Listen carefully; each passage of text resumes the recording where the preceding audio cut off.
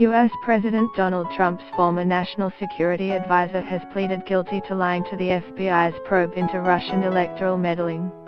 Charges against Michael Flynn were unsealed on Friday morning, local time, and he entered a guilty plea at a hearing in a Washington court hours later.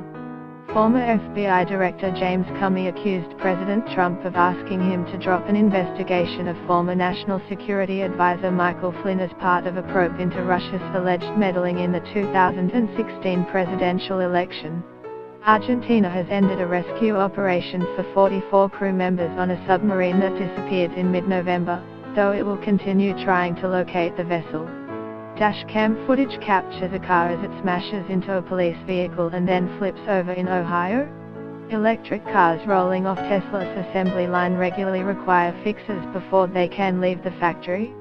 Chinese customs agents discover 13 tons of scales from the highly endangered pangolin on board a cargo ship in the city of Shenzhen, the country's biggest haul of its kind. British MPs criticize US President Donald Trump for retweeting anti-Islam videos. State-run television in North Korea released video of Kim Jong-un watching the latest missile launch and celebrating with missile experts. President Trump is reportedly ready to replace another member of his administration in Secretary of State Rex Tillerson, with CIA Director Mike Pompeo expected to take over the former ExxonMobil CEO's role. Former FBI Director James Comey accused President Trump of asking him to drop an investigation of former National Security Advisor Michael Flynn as part of a probe into Russia's alleged meddling in the 2016 presidential election. Flynn, a retired United States Army Lieutenant General, served just 24 days as Trump's national security advisor between January and February 2017.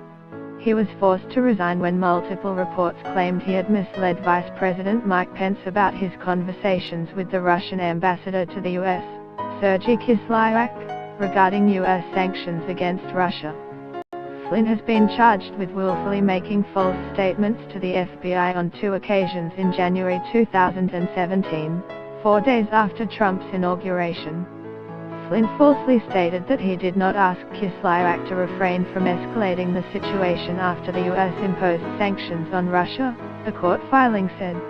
He also falsely stated that he did not recall the Russian ambassador telling him that Russia had chosen to moderate its response to U.S. sanctions as a result of his request. Get the latest news and updates emailed straight to your inbox.